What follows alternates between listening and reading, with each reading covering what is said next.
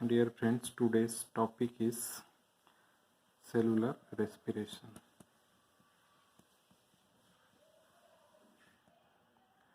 Cellular respirations. This is process takes place inside cell. Inside cell, in which organic substrate means organic substrate, that is carbohydrate, fat or protein, organic fat, organic substance, carbohydrate, fat or protein, which break down inside the cell. Inside cell, it break down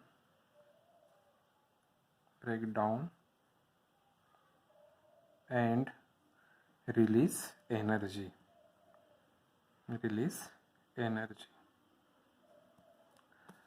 cell के अंदर टूट के energy release करेंगे, complex से simple. अब inside the cell it break down and release the energy release out of which near about 60% energy lost as a heat. अब इसको आप लॉस नहीं बोल सकते, ये एनर्जी भी कहीं ना कहीं सेल के टेम्परेचर को मेंटेन करती, जो एंजाइमेटिक एक्टिविटी को इन्हांस करने में मदद कर सकती है, पर डायरेक्टली ग्रोथ एंड डेवलपमेंट में यूज नहीं होगी. And remaining 40% energy in form of energy molecule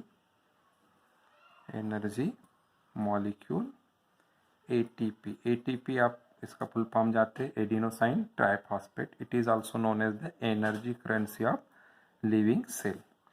सो हमने देखा कि जो भी प्रोसेस सेल के अंदर होगी जिसमें कॉम्प्लेक्स ऑर्गेनिक फूड मटेरियल टूट के काय में कन्वर्ट होंगे, सिंपल इनऑर्गेनिक या पार्शियल ब्रेकडाउन हो सकता है, कंप्लीट ब्रेकडाउन हो सकता है, बट दोनों में एनर्जी रिलीज होगी. 60% energy mostly loss in form of heat, either it's utilized for maintaining the body temperature, and remaining 40% energy is useful energy in form of ATP.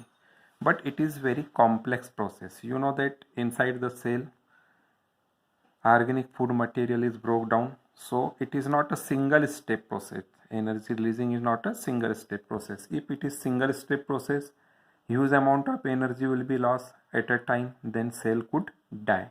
So energy is released step by step. You know, there are the two main types of the cell: prokaryotic cell. आपने देखा prokaryotic cell, और दूसरे होते हैं eukaryotic cell.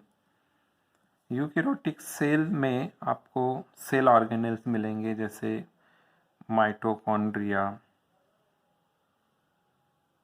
Chloroplast, endoplasmic reticulum, etc. But prokaryotic cell में आपको केवल ribosomes है, सेंट्रियोसोम्स है ही मिलेंगे, बट यहाँ पर माइटोकॉन्ड्रिया नहीं होगा. अब सेल के अंदर दो बेसिक चीज हो गई. सेल है तो सेल में आपको क्या मिल जाएगा कि सेल के अंदर में जो सेल ऑर्गेनेल्स है यूकैरियोटिक सेल में, जैसे न्यूक्लियस, और ये हो गया आपके जैसे मान लो माइटोकॉन्ड्रिया. हम यदि रेस्पिरेशन से डील कर रहे हैं तो माइटोकॉन्ड्रिया. बट प्रोकैरियोटिक सेल में माइटोकॉन्ड्रिया अब्सेंट होंगे. और आपको मैं पहले ही बोल चुका हूं कि सेलुलर रेस्पिरेशन में organic food material break down होगा step by step. It can not release the whole energy in single step, और it is not possible. If it is happens then cell could die.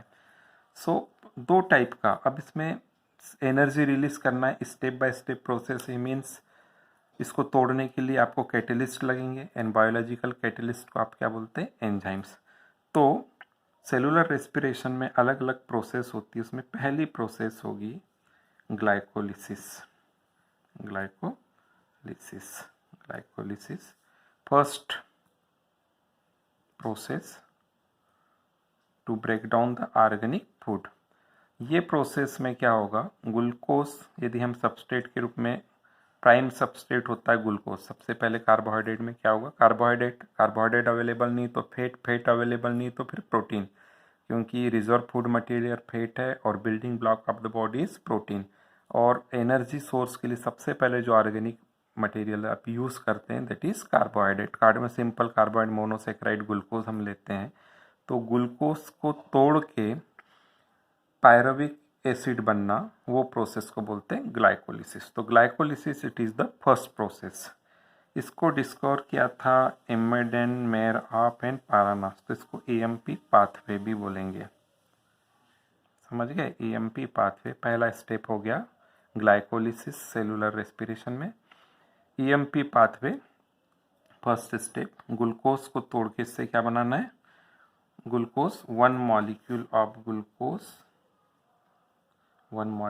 Glucose, आपको मालूम है कितने carbon compound है, 6 carbon compound. ये टूट के कितने मॉलिक्यूल बनेंगे, 2 मॉलिक्यूल्स ऑफ पायरुविक एसिड। ये कितने कार्बन कंपाउंड है, 3 कार्बन कंपाउंड। ये प्रोसेस को बोलते हैं ग्लाइकोलिसिस। सो ग्लूकोज से पायरुविक एसिड बनना प्रोसेस हो गई glycolysis, discovered by Embden, Meyerhof and Parnas. So it is also known as the EMP pathway. It is completed in 10 step, करीब 10 स्टेप में completed होगी, and different kinds of enzyme is needed during this process. This process completed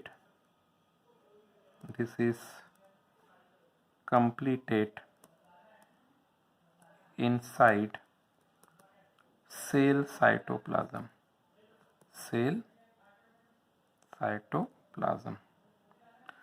and common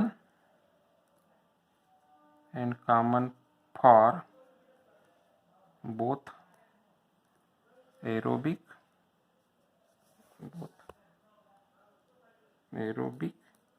and anaerobic respiration. अब aerobic and एनाएरोबिक respiration मतलब glucose को तोड़ के pyruvic acid बन रहा है, पहली स्टेप है ग्लाइकोलिसिस, दोनों में कॉमन है, सेल साइटोप्लाज्म में होगा। 2 नए वर्ड आ गए, aerobic and anaerobic, mean cellular respiration divided into 2 step, aerobic and anaerobic. तो एनाएरोबिक एंड एरोबिक में डिफरेंस क्या है, एनाएरोबिक रेस्पिरेशन में, एनाएरोबिक रेस्पिरेशन में क्या होगा, एनाएरोबिक रेस्पिरेशन ग्लूकोज पहले क्या में कन्वर्ट होगा, pyruvic acid, and pyruvic acid either lactic acid में कन्वर्ट होगा या तो फिर इथाइल अल्कोहल। ये 2 कार्बन कंपाउंड है, लैक्टिक एसिड 3 कार्बन कंपाउंड है, और इस रिएक्शन में केवल ओनली 2 ATP मॉलिक्यूल जनरेट होंगे, 2 ATP मॉलिक्यूल्स जनरेटेड। इसका मतलब यह है कि यहाँ पर ग्लूकोज का कंप्लीट इनऑर्गेनिक सब्सटेंस में कन्वर्सन नहीं होता, मतलब पूरी एनर्जी जैसे 40 ATP जनरेट होने चाहिए, 2 यूटिलाइज हो जाते तो 38 नेट गेन आता है प्रोकैरियोटिक सेल में, यदि यूकैरियोटिक सेल लिए तो 36, 2 और ATP यूज़ हो जाते हैं ट्रांसपोर्टेशन में। सो अब एरोबिक यदि रेस्पिरेशन होगा, एरोबिक रेस्पिरेशन में क्या होगा, एरोबिक रेस्पिरेशन में ग्लूकोज का कंप्लीट ऑक्सीडेशन होगा, glucose completely oxidised into CO2 and water with release of net gain 38 ATP, और मैं पहले ही बता चुका हूँ कि 40% के अराउंड होगी, 60% एनर्जी तो हीट के रूप में लॉस होगी। तो एरोबिक रेस्पिरेशन में ग्लूकोज का कंप्लीट ऑक्सीडेशन होगा, पहले कन्वर्ट हो जाएगा पायरुविक एसिड, उसके आगे की रिएक्शन है link reaction, acetyl coenzyme formation, then उसके बाद की Krebs cycle and finally electron transport system, जहाँ पर जो कोएंजाइम्स रहते हैं NAD act as a oxidising agent के रूप में काम करते हैं, मतलब जो सबस्ट्रेट है उसको ऑक्सीडेशन कराते हैं और उससे जो इलेक्ट्रॉन निकलता है, यार यू कैन से हाइड्रोजन, उसको लेके खुद रिड्यूस हो जाते हैं।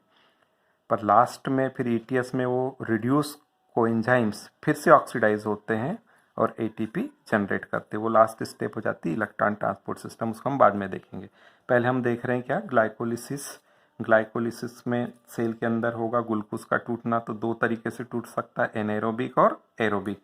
अभी एनाएरोबिक में मैंने बताया कि कंप्लीट ऑक्सीडेशन नहीं होगा, तो लैक्टिक एसिड बनेगा, इथाइल अल्कोहल बनेगा, और यदि एरोबिक हो रहा है तो कंप्लीट ऑक्सीडेशन हो रहा है। चलो हम लोग बात करते हैं एरोबिक रेस्पिरेशन की। तो एरोबिक रेस्पिरेशन में ग्लाइकोलिसिस होगा, तो सबसे पहले उसकी स्टेप्स होती है। तो पहले क्या होगा, तो पहली स्टेप होगी ग्लाइकोलिसिस में, ग्लाइकोलिसिस की फर्स्ट स्टेप होती है, फॉस्फोराइलेशन, फॉस्फोराइलेशन ऑफ ग्लूकोज। कितने कार्बन कंपाउंड है, 6, फॉस्फोराइलेशन ऑफ ग्लूकोज। इसमें क्या होगा, लिखते जाते हैं। मैं एक मॉलिक्यूल ग्लूकोज का ले लिया, आपको मालूम है कितने कार्बन कंपाउंड है, 6 कार्बन कंपाउंड है। वो कन्वर्ट हो जाएगा ग्लूकोज 6 फॉस्फेट। यहाँ 6 इंडिकेट करता है पोजीशन की कार्बन की जिस पे फॉस्फेट अटैच है। अब यहाँ फॉस्फेट आएगा कहाँ से, तो ATP लेंगे, ATP काय में कन्वर्ट हो जाएगा, ADP में, ATP यानी एडिनोसाइन डाइफॉस्फेट, एडिनोसाइन डाई में कन्वर्ट हुआ, मतलब एक फॉस्फेट इससे रिलीज हुआ, तो वो जो फॉस्फेट है ग्लूकोज के कार्बन नंबर 6 पे अटैच कर लेता है। और आपको मालूम है कि कोई भी रिएक्शन बिना कैटेलिस्ट की होगी नहीं, तो यहाँ कैटेलिस्ट लगेगा जिसका नाम है हेक्सोकाइनेस। इस कैटेलिस्ट को भी एक्टिवेट करने के लिए मिनरल्स लगता है जिसका नाम है Mg, ये आप लिख भी सकते हैं Mg। तो पहला हो गया फॉस्फोराइलेशन फर्स्ट। फिर ग्लूकोज का आइसोमेराइजेशन होता है, आइसोमेरिक फॉर्म उसका फ्रुक्टोज में, रूप चेंज कर दिया। आइसोमर आपको मालूम है जिसमें मॉलिक्यूलर फार्मूला सेम पर स्ट्रक्चरल फार्मूला डिफरेंट, तो एंजाइम लगेगा आइसोमेरेस। आप चाहे तो हेक्सोज आइसोमेरेस लिख सकते हैं क्योंकि ग्लूकोज 6 कार्बन कंपाउंड है, तो हेक्सोज आइसोमेरेस। अगेन फिर फॉस्फोराइलेशन होगा फ्रुक्टोज 1,6 फॉस्फेट का, और काय में कन्वर्ट हो जाएगा फ्रुक्टोज 1,6 डाइफॉस्फेट, कार्बन वही रहेंगे 6।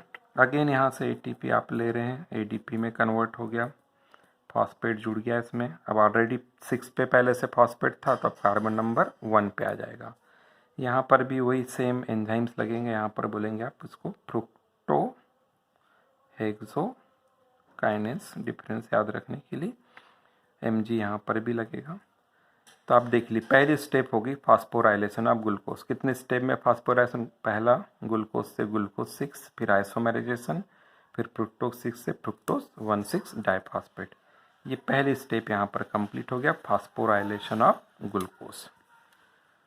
यहाँ पर अभी कुछ नेट मिल नहीं रहा है, उल्टा हम ATP एनर्जी खर्च कर रहे हैं, बाद में उसे रिटर्न करना पड़ेगा। देन सेकेंड स्टेप होती है क्लीवेज यानी टूटना, cleavage of fructose 1,6 diphosphate.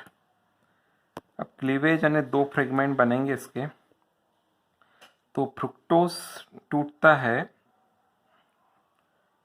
2 molecule में, एक मॉलिक्यूल बनता है 3PGAL और एक मॉलिक्यूल बनेगा DHAP। ये भी 3 कार्बन कंपाउंड है, PGL भी 3 कार्बन कंपाउंड है।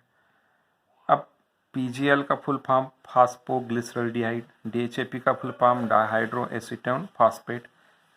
ये दोनों भी एक दूसरे के आइसोमर हैं, 3 कार्बन वाले हैं, स्ट्रक्चरल फार्मूला डिफरेंट है, मॉलिक्यूलर फार्मूला सेम है। ये टूटने के लिए यहाँ पर एंजाइम्स लगा एल्डोलेस क्लीवेज कराने के लिए। एंजाइम कौन सा लगता है? एल्डोलेस, याद रखिएगा। 2 मॉलिक्यूल बन गए।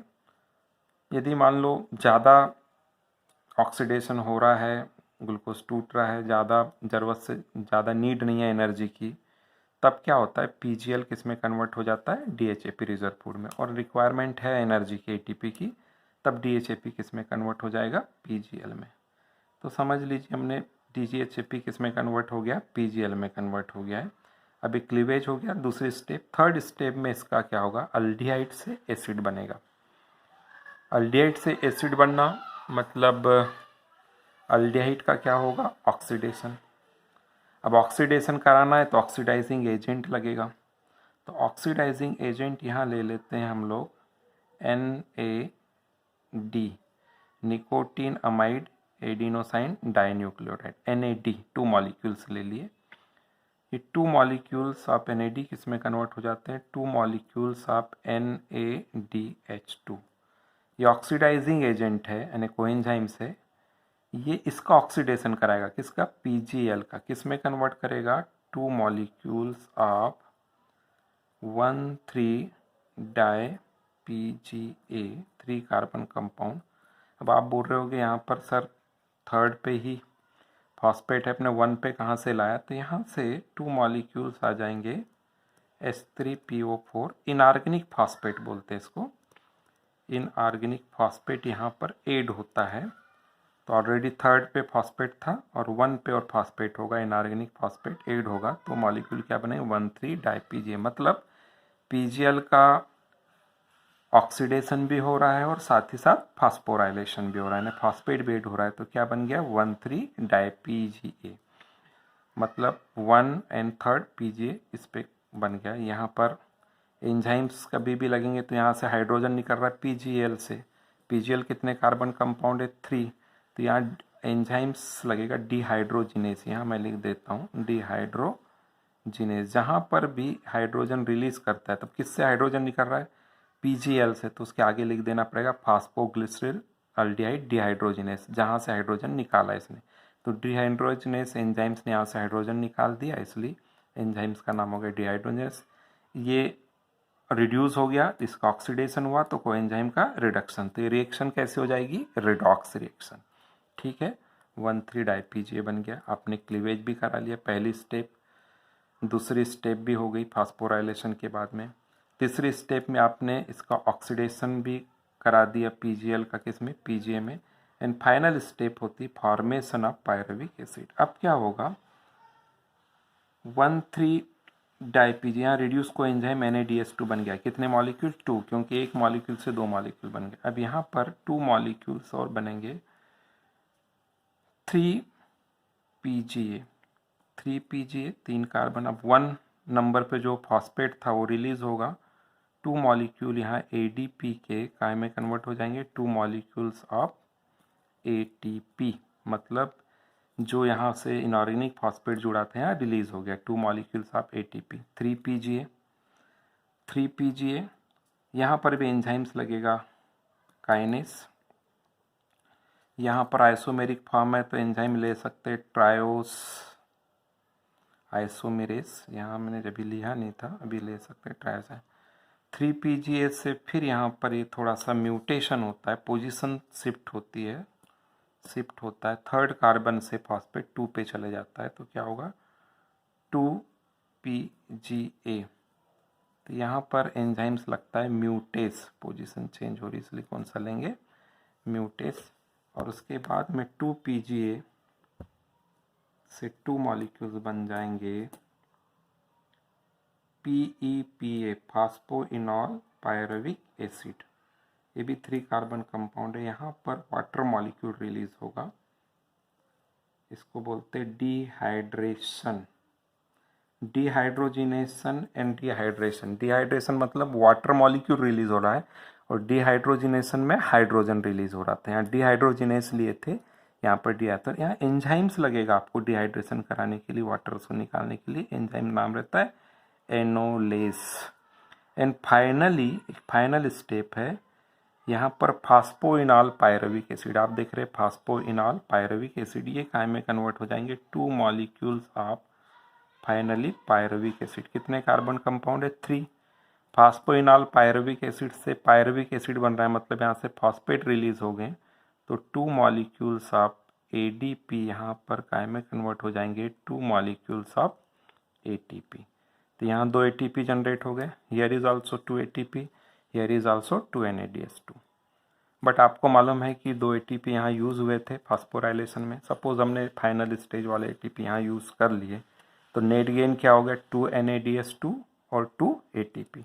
तो पूरे ग्लाइकोलिसिस में जब ग्लूकोज से पायरुविक एसिड बना, कहाँ पर, सेल के साइटोप्लाज्म में, चाहे प्रोकैरियोटिक हो या फिर यूकैरियोटिक सेल। सेकेंड थिंग्स, चाहे एरोबिक हो या एनारोबिक, दोनों में, जब दोनों में भी होगा तो आपने देखा कि बनते तक आपके पास नेट गेन क्या बचा 2 NADH2 और 2 ATP।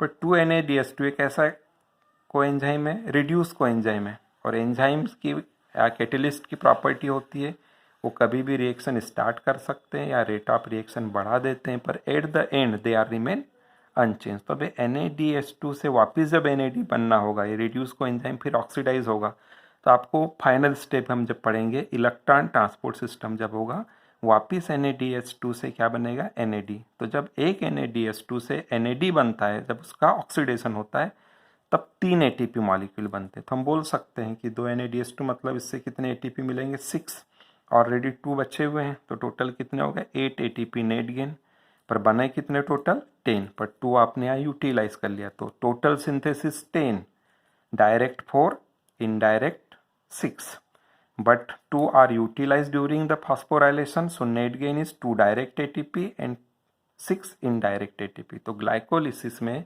जब एक ग्लूकोज का मॉलिक्यूल कंप्लीटली काय में कन्वर्ट होता है 2 मॉलिक्यूल ऑफ पायरुविक एसिड, आप कितना नेट गेन करते हैं, टोटल आपको 8 ATP इक्विवेलेंट आपको नेट गेन मिलता है। तो पहली स्टेप है जहाँ पर सेल के अंदर में आपने ऑर्गेनिक सबस्ट्रेट ग्लूकोज को किसमें कन्वर्ट किया, पायरुविक एसिड में कन्वर्ट किया।